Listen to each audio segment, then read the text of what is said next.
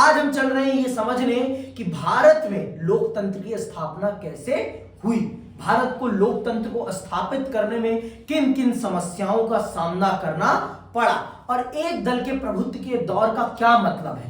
वो कौन सा दल है जिसका प्रभुत्व रहा है भारत की राजनीति में। आप सब जानते हैं कि भारत की राजनीति प्रारंभ बहुत ही विकट परिस्थितियों में होती है, कोई सरल परिस्थितियों में नहीं होती।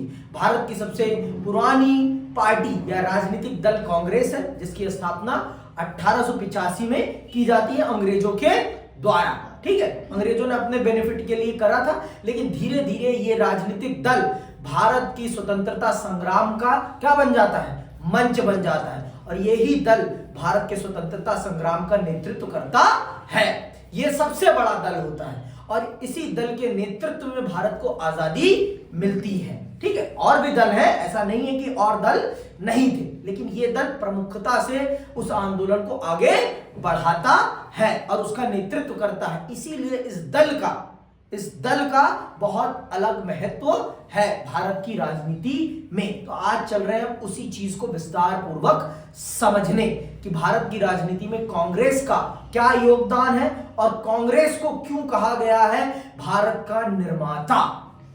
कांग्रेस को यह टाइटल क्यों दिया जाता है, ऐसी क्या चीजें करी है कांग्रेस ने जिसके कारण कांग्रेस को यह कहा जाता है कि कांग्रेस इस देश के लोकतंत्र को स्थापित करने वाला दल है।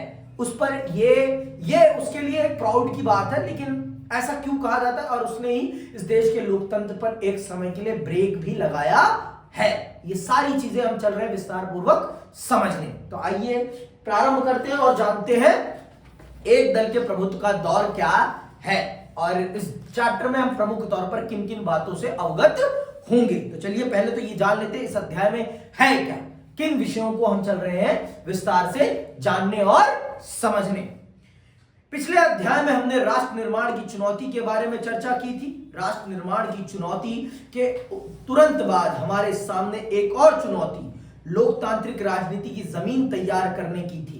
समझ में आई बात। और हमने अपने राष्ट्रीय आंदोलन में इस बात को बहुत प्रखरता से कहा था कि हमारा देश चलेगा तो चलेगा, किस रास्ते पर चलेगा, जनता की इच्छा के रास्ते पर, अर्थात जनतंत्र जो निर्धारित करेगा देश उसी रास्ते पर चलेगा। तो जब राष्ट्र निर्माण की चुनौती का हमने सामना कर लिया, हमने अपने देश को एकीकृत कर लिया और इसका श्रेय सरदार वल्लभ भाई पटेल साहब को जाता है। आज जो भारत आपको कश्मीर से लेकर आपको कन्याकुमारी तक दिखाई पड़ता है, इसका श्रेय सिर्फ और सिर्फ सरदार वल्लभ भाई पटेल साहब को जाता है और हमें उन्हें हमेशा अपने हृदय में याद रखना चाहिए। हमें उनको हर समय कोटि कोटि नमन करना चाहिए। आज उनकी पुण्यतिथि है और हम सबको उनको याद करते हुए उनके इस योगदान के लिए हम सब भारतीयों को गर्व के साथ उनके पथ पर चलने का प्रयास करना चाहिए। प्रयास कह रहा हूं मैं, आप हुबहू मत चलिए, लेकिन उनकी बातों को समझिए। उन्होंने किस भारत की कल्पना की है, किस भारत के निर्माण का सपना देखा है, उसको जरा पढ़िए और उस भारत को बनाने का प्रयास करिए। हमारे देश के बच्चे दूसरे देश के लोगों को जरूर पढ़ते हैं, लेकिन अपने देश के महापुरुषों को नहीं पढ़ते। ये बड़े दुर्भाग्य की बात है। हमें हमारे महापुरुषों को पढ़ना चाहिए। ठीक है, तो जब हमने राष्ट्र निर्माण की चुनौती को समाप्त किया तो हमारे सामने अब दूसरी चुनौती थी इस देश की राजनीतिक व्यवस्था को स्थापित करने की। और वो राजनीतिक व्यवस्था क्या थी, लोकतंत्र की।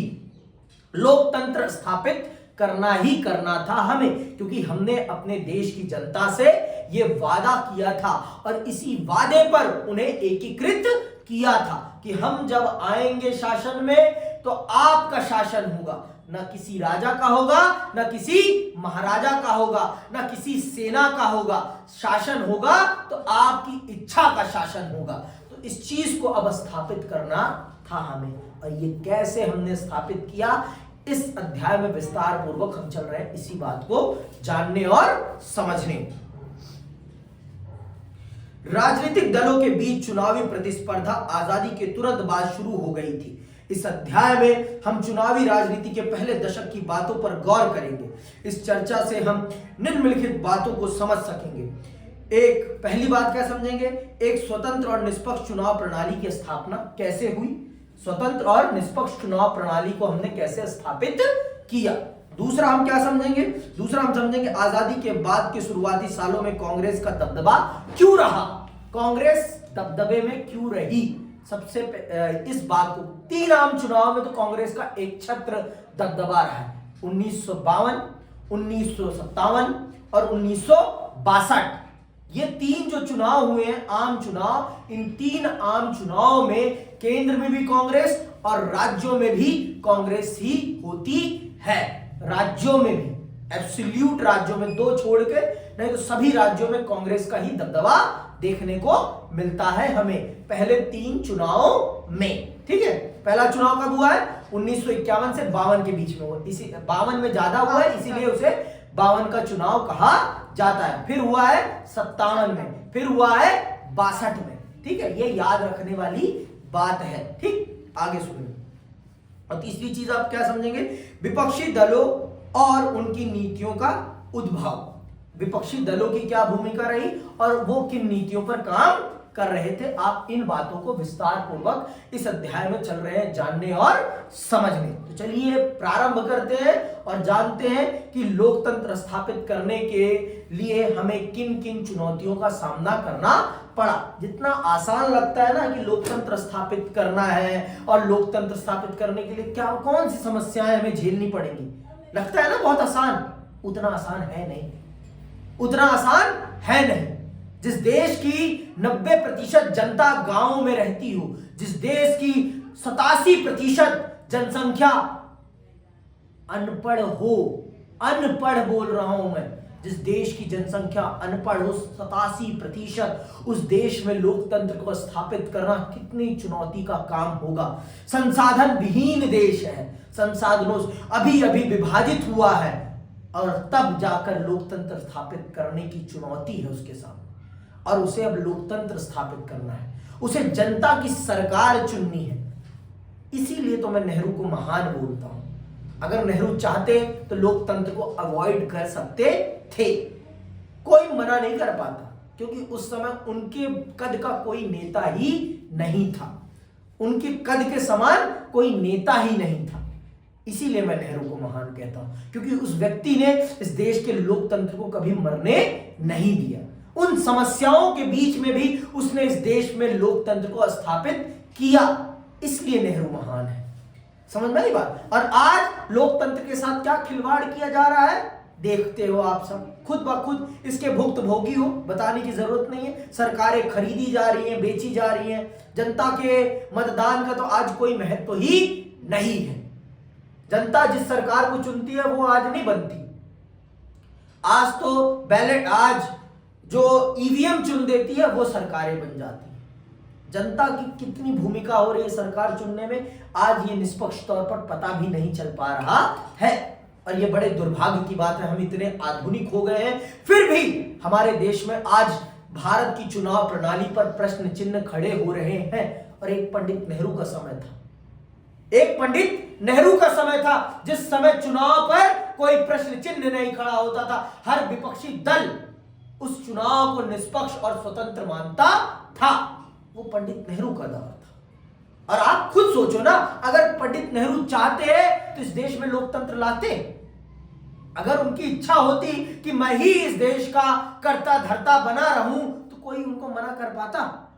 खुद सोचो ना, जिन परिस्थितियों में ये देश था उन परिस्थितियों में उनके लिए ये करना, ये निर्धारित करना कोई चुनौती का काम था। कौन था उनके सामने खड़ा?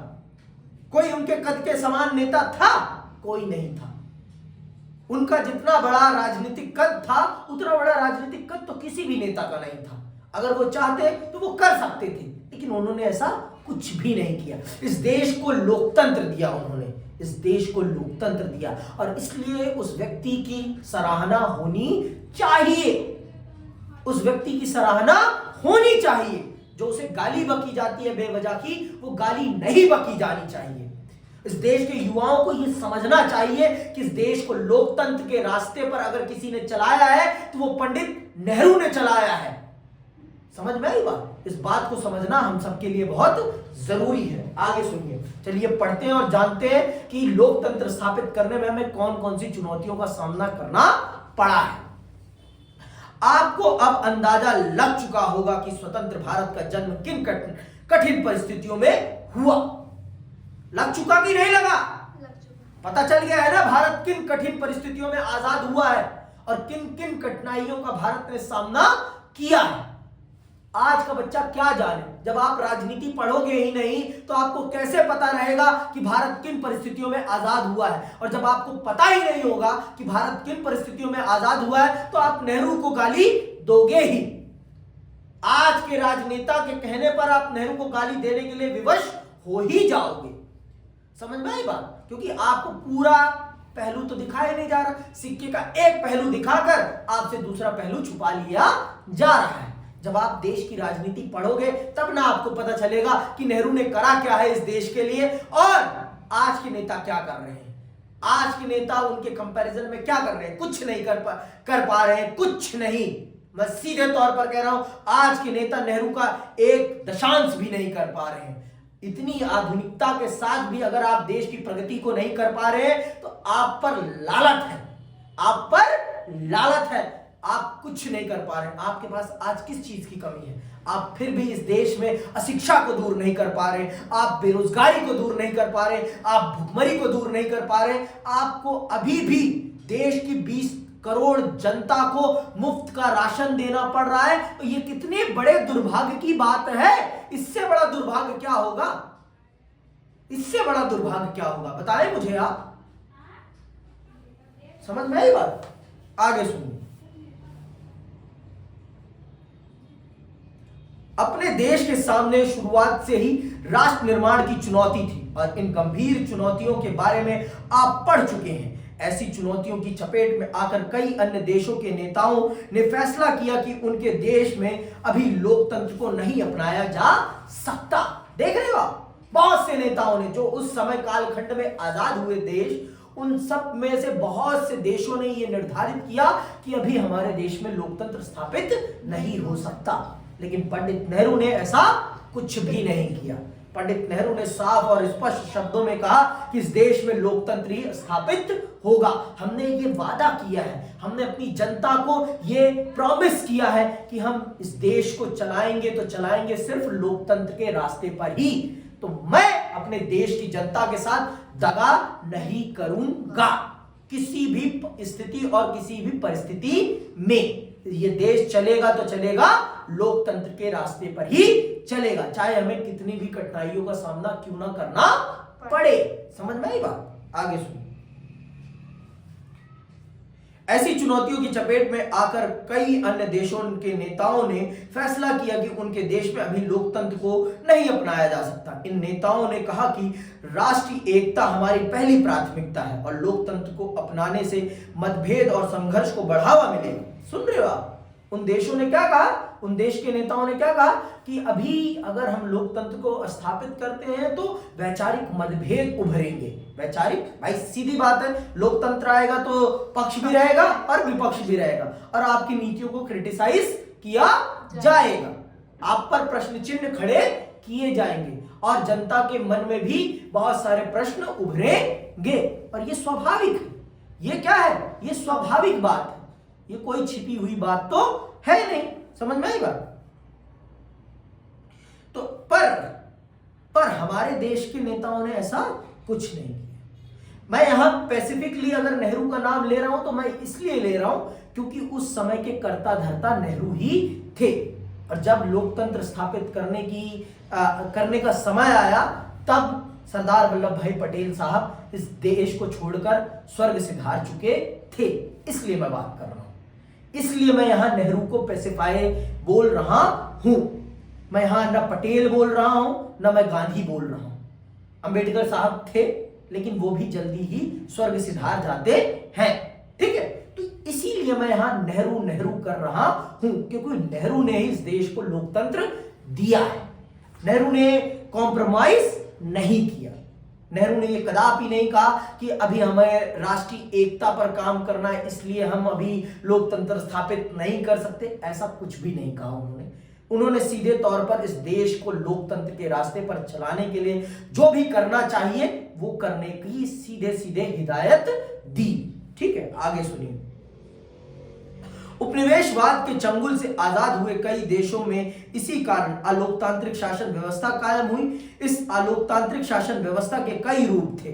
कहीं पर थोड़ा बहुत लोकतंत्र रहा लेकिन प्रभावी नियंत्रण किसी एक नेता के हाथ में था, तो कहीं पर एक दल का शासन कायम हुआ और कहीं कहीं पर सीधे सीधे सेना ने सत्ता की बागडोर संभाली।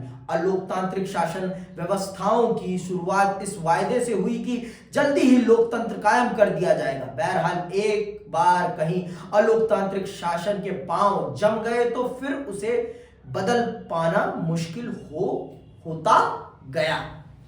ये बात समझ लो, एक बार अगर आपके हाथ से लोकतंत्र निकल गया और जिसके हाथ में सत्ता चली गई ना, फिर वो सत्ता छोड़ता नहीं है। 200 साल लग गए थे हमें अंग्रेजों से आजाद होने में। 200 साल लग गए थे हमें अंग्रेजों से आजाद होने में, तो आप खुद सोच लो, आप लोकतंत्र कितना जरूरी है अब आप खुद सोच लो, कितना महत्वपूर्ण है आपके लिए लोकतंत्र। अगर एक बार लोकतंत्र की हत्या हो गई ना, फिर लोकतंत्र को फिर से पुनर्जीवित करने में ना नानी याद आ जाएगी।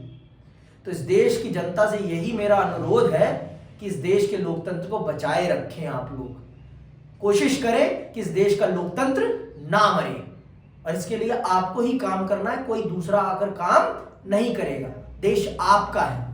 अगर आप ये सोचते हैं कि कोई और कर देगा तो फिर सोचते रहिए, फिर जब गुलामी आएगी और गांठ जब आपकी घिसी जाएगी तो आपको पता चल जाएगा। समझ गई बात? जब आपको टॉर्चर किया जाएगा तो आपको पता चल जाएगा क्यों वो स्थिति और परिस्थिति ला रहे हो। इससे पहले पहले ही जागरूक रहो। क्या मतलब है? नेता नेता होते हैं और नेता सिर्फ अपना फायदा देखते हैं। ठीक है, आज के नेता, पहले के नेताओं की बात नहीं कर रहा हूं मैं। आज के नेता तो सिर्फ अपना फायदा देखते हैं। और अगर आप चाहते हैं कि आपका देश आगे बढ़े तो आप लोग भी थोड़ा बहुत एक्टिव हो राजनीति में। राजनीति को समझें, सिर्फ पढ़े मत कि पेपर के लिए पढ़ रहे हैं आप। 12वीं क्लास के बच्चे हैं, 2 साल बाद आप लोकतांत्रिक प्रक्रिया में सम्मिलित हो जाएंगे, है ना। 16-16 साल के तो हो ना सारे के सारे, 17 साल के हो, है ना। तो 1 साल बाद आप इस देश के लोकतांत्रिक व्यवस्था के हिस्से बन जाएंगे। और अगर आप अभी भी अपने आप को उस तरीके से एक्टिव नहीं कर रहे और आप इंडियन पॉलिटिक्स को नहीं समझ रहे, तो ये बड़े दुर्भाग्य की बात है। ये बड़े दुर्भाग्य की बात है। समझ में आई बात? मैं चाहता हूं कि आप लोग समझें इस बात को और एक्टिवली पार्टिसिपेट करें इस पॉलिटिक्स में, क्योंकि politics change your life. Politics का एक डिसीजन आपकी जिंदगी को पलट देता है। तो इसलिए आप लोगों को ये बात समझनी पड़ेगी और आपको खुद ब खुद काम करना पड़ेगा। और अगर आप नहीं कर रहे तो फिर आपके लिए कोई जिम्मेदार नहीं है। आपने ये देखा कि जिन देशों ने एक बार अलोकतांत्रिक रास्ते का अनुसरण किया, वहां दोबारा लोकतंत्र स्थापित नहीं हो पाया। पड़ोसी पाकिस्तान इसका जीता जागता उदाहरण है। आज तक वहां पर एक अच्छी लोकतांत्रिक सरकार कभी कायम नहीं हो पाई है, जो वास्तविक तौर पर एक लोकतांत्रिक सरकार कही जा सके। हमेशा उनकी सरकार पर सेना का दबाव रहता ही रहता है। ये देखने को मिलता है हमें, कोई अंधा तो नहीं है ना। सबको पता है कि पाकिस्तान में जो लोकतांत्रिक सरकार होती है उस पे आधिपत्य वहां की सेना का होता है, वहां की सेना का दबदबा होता है वहां की सरकार पर। इससे कोई अनभिज्ञ तो नहीं है। तो फिर अगर आप अपने देश के लोकतंत्र को नहीं बचाओगे तो बचाएगा कौन? मुझे बताओ, आप कौन बचाएगा? कौन आपके लिए लड़ने आएगा? हर दौर में गांधी नहीं आएंगे। समझ में आई बात? हर दौर में गांधी नहीं आएंगे, हर दौर में सरदार पटेल भी नहीं आएंगे, हर दौर में सुभाष चंद्र बोस भी नहीं आएंगे। आपको ही बनना है सब कुछ और आपको ही लड़ना है इस देश के लिए। समझ में आई बात? और अगर आप नहीं लड़ रहे तो ये बड़े दुर्भाग्य की बात है। ठीक है, आगे सुनिए आप। भारत में भी परिस्थितियां बहुत अलग नहीं थी, लेकिन आजाद भारत के नेताओं ने अपने लिए कहीं ज्यादा कठिन रास्ता चुनने का फैसला किया। परिस्थितियां हमारे देश में भी उनसे कम सही अच्छी तो नहीं थी ना, उनसे बदतर ही थी। हमने विभाजन झेला था, हमारे देश में विविधता इतनी ज्यादा थी, इतनी डाइवर्सिटी थी, इतनी ज्यादा आइडियोलॉजिकल डिफरेंस थे, कोई कहने की बात नहीं है। आइडियोलॉजिकल डिफरेंस है और आपके कल्चरल डिफरेंस है, ज्योग्राफिकल डिफरेंस है, लैंग्वेज डिफरेंस है, कितना डिफरेंस है हमारे देश में। फिर भी हमने वो रास्ता नहीं चुना जिससे कि देश की एकता और अखंडता पर चोट पहुंचे। हमने अलोकतांत्रिक रास्ते को नहीं चुना, हमने लोकतंत्र को चुना। हमने ये निर्धारित किया कि हम चलेंगे तो चलेंगे सिर्फ लोकतंत्र के रास्ते पर, हमने ये निर्धारित कर लिया था और हमने उसे अमली जामा भी पहनाया है। हमने कभी भी उससे कोई नानुकुर नहीं की है और लिखने में ये बातें आनी चाहिए। जितना मैं एक्सप्लेन कर रहा हूं ना, इसी प्रकार से आपकी लेखन कला में यह बातें सम्मिलित होनी चाहिए। इतनी विचारशीलता से आप अपने उत्तर लिखेंगे, दोनों से मैं कह रहा हूं, ठीक है।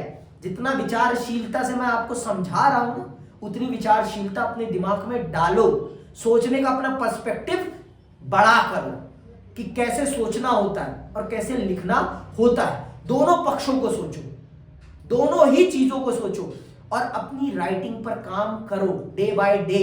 रोज कम से कम 5 पेज 10 पेज लिखो, अपने मन से लिखो, सोच के लिखो, सुन के लिखो। ऐसा तो नहीं है कि आपके पास रिकॉर्डेड क्लास नहीं है, प्रॉपर रिकॉर्डेड क्लास है। जाओ, सुनो और फिर उसको अंडरस्टैंड करके लिखो। जितना लिखोगे बेटा उतना बेटर रहेगा। आप दोनों के लिए मैं कह रहा हूं, जितना लिखोगे, जितना लिखोगे, समझ में आई बात? आगे सुनो।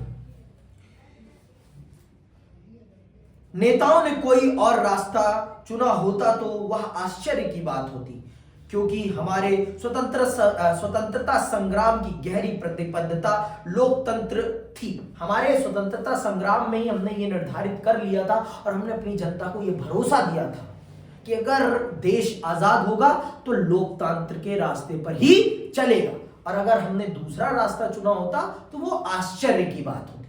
लेकिन हमने तो लोकतंत्र ही चुना, तो आश्चर्य की कोई बात ही नहीं थी। हमने कठिन रास्ते पर ही चलना चुना, लेकिन वो सबसे बेहतर रास्ता था, वो सबसे बेहतर रास्ता था। समझ रही हैं आप दोनों? वो सबसे बेहतर रास्ता था। आज उसी का तो परिणाम है कि इस देश में एक गरीब मां का बेटा भी इस देश का प्रधानमंत्री है। आज जो नरेंद्र दामोदर दास मोदी अपने आप को प्रधानमंत्री के पद पर बैठा हुआ देख पा रहे हैं, ये नेहरू की देन है, ये नेहरू की देन है। समझ में आई बात? मानोगे कि नहीं मानोगे कि ये नेहरू की देन है? अगर इस देश में लोकतंत्र ही नहीं होता तो कैसे बैठ जाते ये, कैसे बैठ जाते ये? खुद सोचो आप। फिर तो गांधी परिवार ही चलता, गांधी नेहरू परिवार ही चलता। तो आज जो 12 सालों से इस देश पर शासन कर रहे हैं माननीय प्रधानमंत्री नरेंद्र दामोदर दास मोदी, ये नेहरू की देन है। इस देश में लोकतंत्र स्थापित हुआ है तो वो नेहरू की देन है। नेहरू ने ही इस देश को लोकतंत्र दिया है।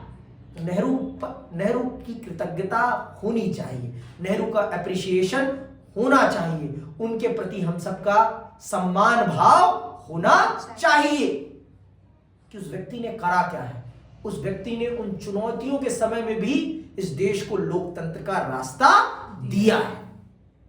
समझ में आई बात? आगे सुनिए आप। आगे मैं कहां आ गया? हमारे नेता लोकतंत्र की राजनीति की निर्णायक भूमिका को लेकर सचेत थे। वे राजनीति को समस्या के रूप में नहीं देखते थे, वे राजनीति को समस्या के समाधान का उपाय मानते थे। हमारे नेताओं ने कभी राजनीति को समस्या नहीं, समस्या का समाधान माना है। हमारे नेताओं ने कभी आइडियोलॉजिकल डिफरेंस को देश का विभाजन नहीं, देश में डाइवर्सिटी माना है, विविधता माना है। वैचारिक विविधता को कभी भी उन्होंने देश की खिलाफत नहीं माना है। हमेशा उन्होंने क्या माना है? देश की विविधता माना है, देश में नए आइडियाज का सृजन माना है। ठीक है, इवॉल्वेशन ऑफ आइडियाज माना है। ठीक है, आगे सुनो। हर समाज के लिए यह फैसला करना जरूरी होता है कि उसका शासन कैसे चलेगा और वह किन कायदे कानूनों पर अमल करेगा। चुनने के लिए के लिए हमेशा कई नीतिगत विकल्प मौजूद होते हैं। किसी भी समाज में कई समूह होते हैं, इनकी आकांक्षाएं अक्सर अलग अलग और एक दूसरे के विपरीत होती हैं। ऐसे में हम विभिन्न समूहों के हितों के आपसी टकराव से कैसे निपट सकते हैं? इस सवाल का जवाब है लोकतांत्रिक राजनीति। समझ में आई बात? इन सब देखो, भारत में सिर्फ एक प्रकार के लोग तो हैं नहीं, भारत में डाइवर्सिटी बहुत ज्यादा है और इस डाइवर्सिटी को अगर पॉलिटिकली बैलेंस करना है तो सिर्फ एक ही रास्ता है और वो है democracy. Give representation to all peoples, सबको दे दो उनका प्रतिनिधित्व। जैसी उनकी भूमिका है, जैसी उनकी जनसंख्या, उनको वैसा प्रतिनिधित्व दे दो, वो संतुष्ट हो जाएंगे। अगर आपको संतुष्ट करना आता है तो लोकतांत्रिक रास्ता संतुष्ट करने का सबसे बेहतरीन रास्ता है। आप कह नहीं सकते कि आपका पार्टिसिपेशन नहीं। अब आप जानबूझ के मत जाओ वोट डालने, तो उसमें नेता की क्या गलती है, उसमें देश के राजनेताओं की क्या गलती है? ये तो आपकी गलती है। आप क्यों नहीं जा रहे हो लोकतंत्र में पार्टिसिपेट करने? फिर गाली देने का भी अधिकार आपको नहीं है। अगर आप सरकार चुनने नहीं जा रहे हैं तो फिर आपको सरकार पर प्रश्न चिन्ह खड़े करने की भी अनुमति नहीं है। ये बात जान लीजिए।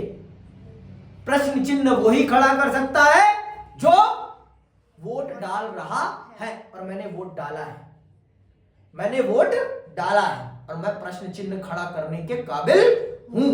और जिसने वोट नहीं डाला वो प्रश्न चिन्ह खड़ा नहीं कर सकता, वो नहीं कर सकता। समझ में आई बात?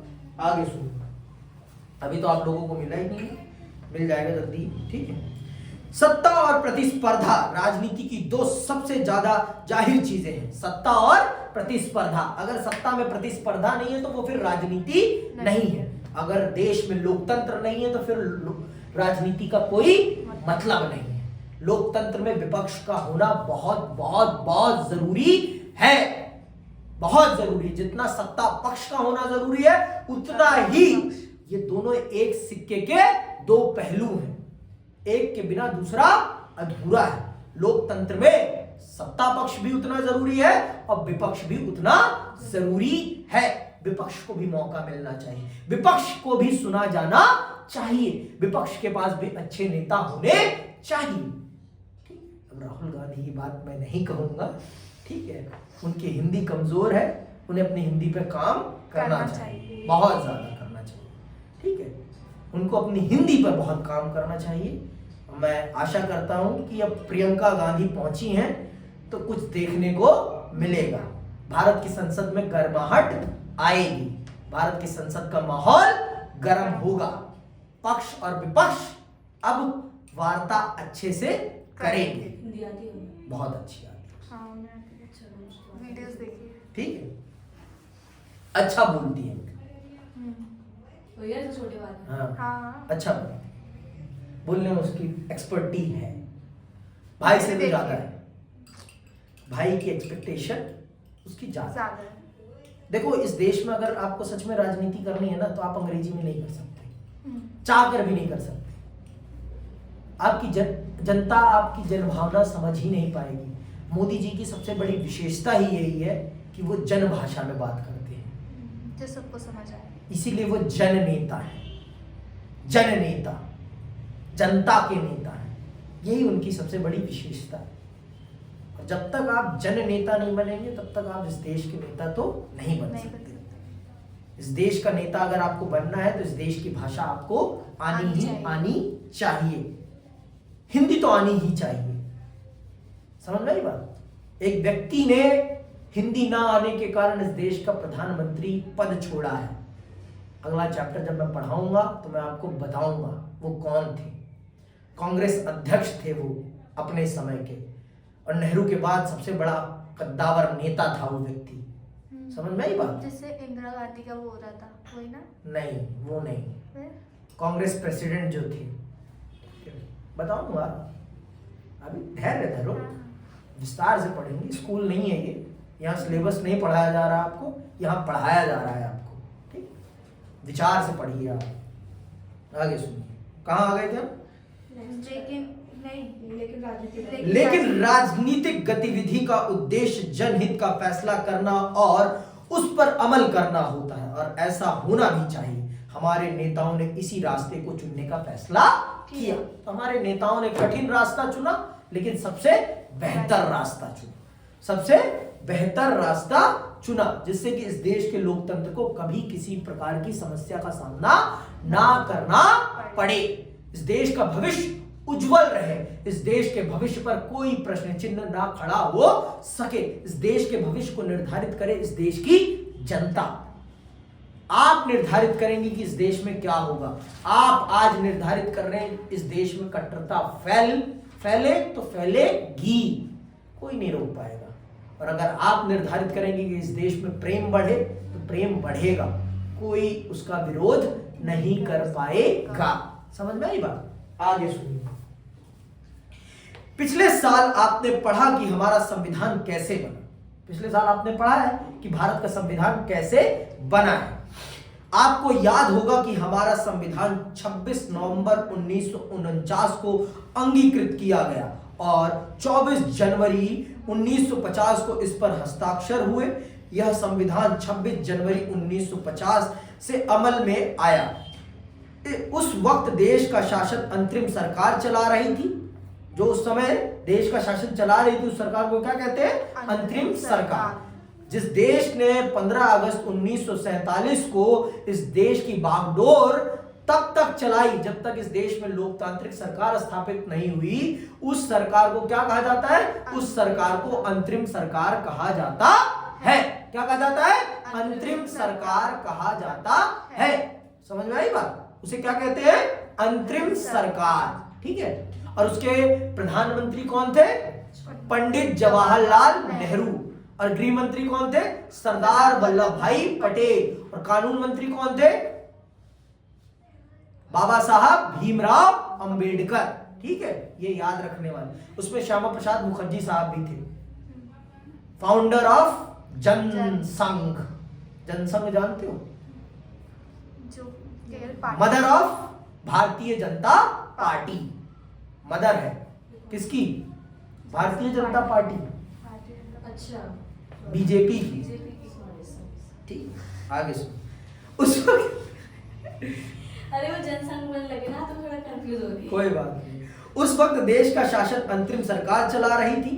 वक्त का तकाजा था कि देश का शासन लोकतांत्रिक रूप से निर्वाचित सरकार द्वारा चलाया जाए। संविधान के नियम तय कर दिए गए थे और अब इन्हीं नियमों पर अमल करने की जरूरत थी। शुरू में ख्याल था कि यह काम महज चंद महीनों का है। भारत के चुनाव आयोग का गठन 1950 के जनवरी में हुआ। याद रखना है, ये 1 नंबर का प्रश्न है कि भारत के चुनाव आयोग का गठन कब हुआ? तो 1950 में हुआ। सुकुमार सेन पहले चुनाव आयुक्त बने। अंडरलाइन इस व्यक्ति का नाम, ये आता है 1 नंबर के प्रश्न में कि भारत के पहले चुनाव आयुक्त कौन बने। तो कौन बने हैं? सुकुमार सेन। ठीक है। उम्मीद की जा रही थी कि देश का पहला आम चुनाव 1950 में ही किसी वक्त हो जाएगा, लेकिन होता ऐसा कुछ भी नहीं है। क्यों? क्योंकि समस्या बहुत विकट थी। जितना आसान लगता है चुनाव कराना, उतना आसान होता नहीं है। सुनिएगा ध्यान से। बहरहाल चुनाव आयोग ने पाया कि भारत के आकार को देखते हुए एक स्वतंत्र और निष्पक्ष आम चुनाव कराना कोई आसान मामला नहीं है। चुनाव कराने के लिए चुनाव क्षेत्रों का सीमांकन जरूरी था। मतलब भारत को चुनाव निर्वाचन क्षेत्रों में बांटना था और दोनों चुनाव कराने थे। कौन कौन से? लोकसभा के भी और राज्यों की विधानसभा का भी। तो 2 निर्वाचन क्षेत्र बनाने थे। पहला तो एक लोकसभा का निर्वाचन क्षेत्र और दूसरा विधानसभाओं का निर्वाचन क्षेत्र। तो जितना आसान लगता है ना, उतना आसान था नहीं। जब हमने फील्ड वर्क करना, मतलब चुनाव आयोग ने जब फील्ड वर्क करना स्टार्ट किया, तब उन्हें पता चला कि कितना कठिन काम है, कितना कठिन काम है। पहली बात तो वोटर लिस्ट बनानी है और वोटर लिस्ट में उन लोगों को शामिल करना है। और तब का भारत 87% अशिक्षित भारत, 90% भारत गांव में रह रहा है और गांव में भी असुविधाएं बहुत हैं। गांव में महिलाएं घूंघट में हैं।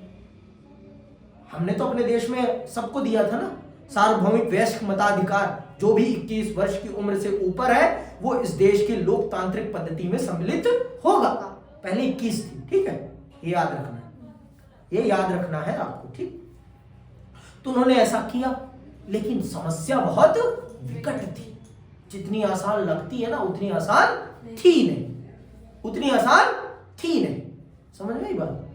और इस चीज को ध्यान में रखते हुए बहुत सी समस्याओं का हमें सामना करना था, बहुत सी समस्याओं का हमें सामना करना था।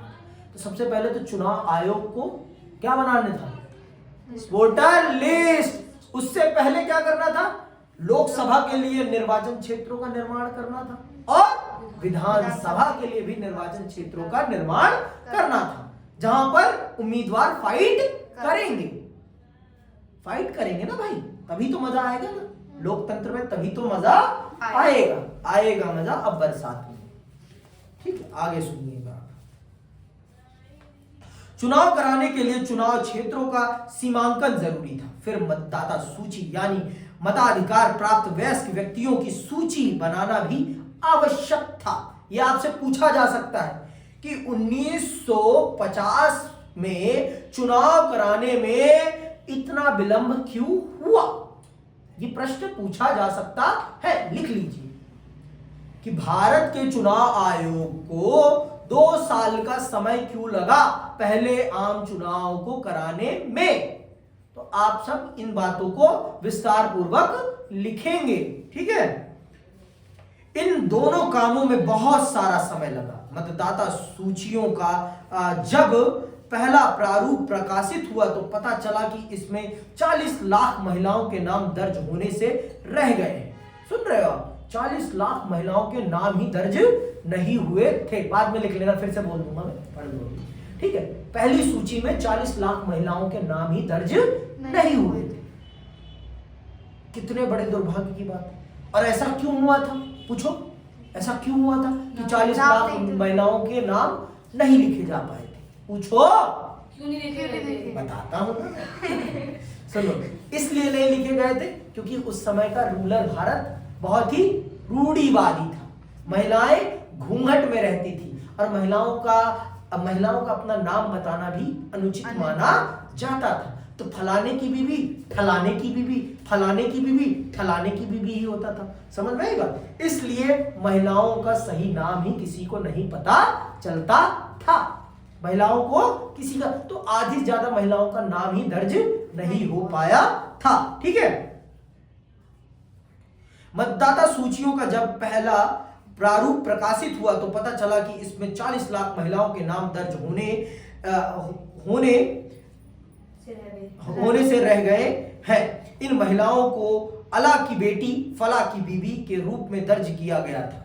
चुनाव आयोग ने ऐसी प्रविष्टियों को मानने से इनकार कर दिया। आयोग ने फैसला किया कि संभव हो तो इसका पुनर्वालोकन किया जाए और जरूरी लगे तो ऐसी प्रविष्टियों मतलब गलतियों को हटाया जाए, या अपने आप में हिमालय की चढ़ाई जैसा दुष्कर काम था। इतने बड़े पैमाने का ऐसा काम दुनिया में अब तक नहीं हुआ था। उस वक्त देश में 17 करोड़ मतदाता थे। इन्हें 3200 विधायक और लोकसभा के लिए 489 सांसद चुनने थे। इन मतदाताओं में महज 15% साक्षर थे। 15% मतलब भारत में पीछा, मैंने 13% कहा है, यहाँ 13 ही थे। वैसे तो 15 ज्यादा ही बता रहे हैं, लेकिन इन्हीं का डाटा मान लेते हैं। 15% लोग ही साक्षर थे, मतलब पढ़े लिखे थे। नहीं तो 85% भारत क्या था,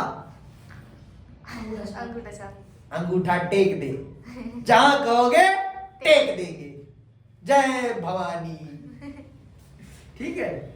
इस कारण चुनाव आयोग को मतदान की विशेष पद्धति के बारे में भी सोचना पड़ा। चुनाव आयोग ने चुनाव कराने के लिए 3 लाख से ज्यादा अधिकारियों और चुनाव कर्मियों को प्रशिक्षित किया।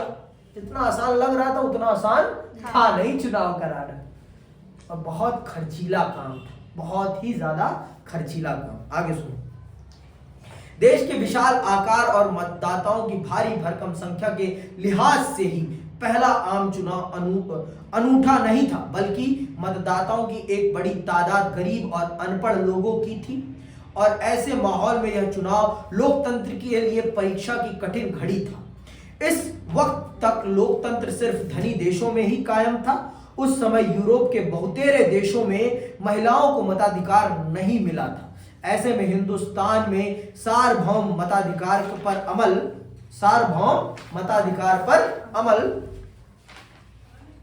बहुत अमल हुआ, और यह अपने आप में बड़ा जोखिम भरा प्रयोग था।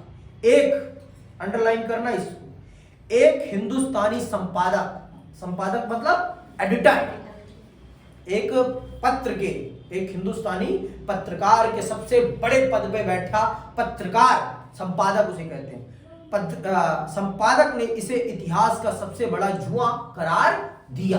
तो यह प्रश्न आता भी है, भारत के प्रथम आम चुनाव को इतिहास का सबसे बड़ा जुआ क्यों कहा गया है, ऐसा प्रश्न आएगा आपके सामने। करार दिया।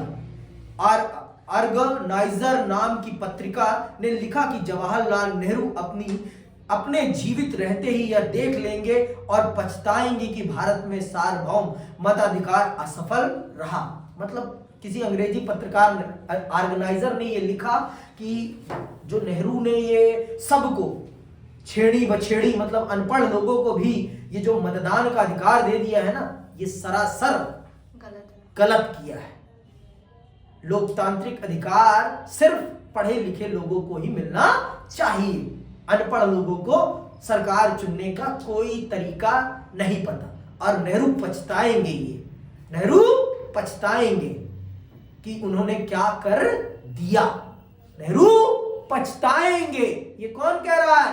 एक पत्रिका कह रही है, ऑर्गेनाइजर नाम की अंग्रेजी पत्रिका कह रही है कि नेहरू पछताएंगे। अरे एक बात मुझे बताओ, कोई भी पढ़ा अनपढ़ जाहिल गवार, इतना तुझे पता है ना कि मेरे लिए क्या जहर है और क्या सही है, सबको ही पता है ना कि क्या खाऊंगा तो मैं मरूंगा, क्या खाऊंगा तो मैं जिंदा रहूंगा, इतना तो सबको पता है ना। जब इतना पता है ना तो हर व्यक्ति को पता है कि कौन सा नेता उसके लिए अच्छा है, कौन सा नेता उसके लिए बुरा है, कौन उसके हित में काम करेगा और कौन उसके अनहित में काम करेगा, कौन देश के लिए काम करेगा, कौन अपने लिए काम करेगा। इस बात का उसे बखूबी पता है, उसे बताने की जरूरत नहीं है। कुछ मैं गलत तो नहीं कह रहा हूं ना, अगर मैं गलत कहूं तो बता देना मुझे भी, ठीक है? क्या? Oh thank you so much. ऐसा कुछ नहीं है, सब गलत हो सकते हैं और कभी भी ऐसा किसी को नहीं कहना, ठीक है? You both are political students, और कोई भी कभी राजनीति में पूर्णता सही नहीं होता।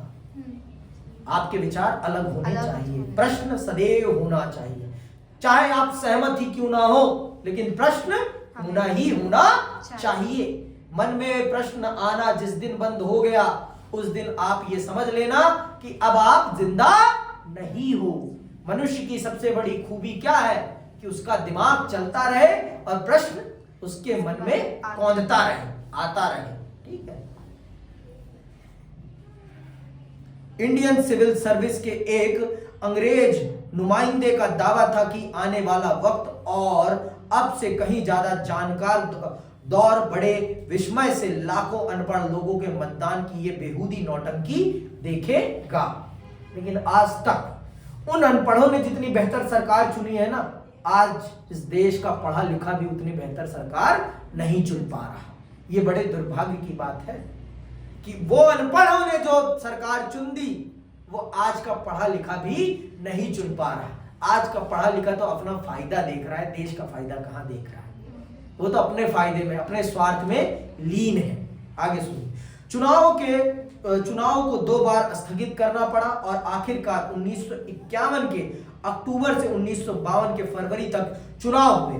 बहरहाल इस चुनाव को अमूमन 1952 का चुनाव ही कहा जाता है क्योंकि देश के अधिकांश हिस्सों में मतदान 1952 में ही हुए। चुनाव अभियान, मतदान और मतगणना में कुल 6 महीने लगे। चुनाव में उम्मीदवारों के बीच मुकाबला भी हुआ। औसतन हर सीट के लिए 4 उम्मीदवार चुनाव के मैदान में थे। लोगों ने इस चुनाव में बढ़ चढ़कर हिस्सेदारी की। कुल मतदाताओं में आधे से अधिक ने मतदान के दिन अपना वोट डाला। चुनावों के परिणाम घोषित हुए तो हारने वाले उम्मीदवारों ने भी इन परिणामों को निष्पक्ष बताया। सार्वभौम मताधिकार के इस प्रयोग के आलोचकों का मुंह बंद कर दिया। पूरी दुनिया का मुंह बंद कर दिया नेहरू ने। ऐसे बंद कर, चुप, सट पट, पूरी दुनिया सटपट हो गई। ऐसे नेहरू ने वो कमाल कर दिया जो आज तक कोई पढ़ा लिखा देश भी नहीं कर पाया था। पूरी दुनिया के सामने उन्होंने एक मिसाल कायम कर दी कि अगर नीति में दम है और नियत है, कोई भी काम किया जा सकता है। नीति और नियत होनी चाहिए, काम कुछ भी हो जाएगा। बस नीति और नियत होनी चाहिए, बस, और कुछ नहीं। आगे सुनिए, ठीक है। सार्वभौम मताधिकार के इस प्रयोग ने आलोचकों का मुंह बंद कर दिया। टाइम्स ऑफ इंडिया ने माना कि इन चुनावों ने उन सभी आलोचकों के संदेहों पर पानी फेर दिया जो सार्वभौम मताधिकार की इस शुरुआत को इस देश के लिए जोखिम का सौदा मान रहे थे। देश से बाहर के पर्यवेक्षक भी हैरान थे। हिंदुस्तान टाइम्स ने लिखा, यह बात हर जगह मानी जा रही है कि भारतीय जनता के विश्व के इतिहास में लोकतंत्र के सबसे बड़े प्रयोग को बखूबी अंजाम दिया। 1952 का आम चुनाव पूरी दुनिया में लोकतंत्र के इतिहास के लिए मील का पत्थर साबित हुआ। अब यह दलील दे पाना संभव नहीं रहा कि लोकतांत्रिक चुनाव गरीब अथवा अशिक्षा के माहौल में नहीं कराए जा सकते। यह बात साबित हो गई कि दुनिया में कहीं भी लोकतंत्र पर अमल किया जा सकता है। बस नियत और नीति होनी चाहिए। तो किसी से भी आप लोकतांत्रिक प्रक्रिया में पार्टिसिपेट करा सकते हैं। समझ में आई बात? दम होना चाहिए बस आपके अंदर अपनी नीति पर अमल करने का। अगर आपके अंदर दम नहीं है अपनी नीति पर अमल करने का, तो कोई भी आपसे कुछ भी नहीं करा सकता। समझ में आई बात?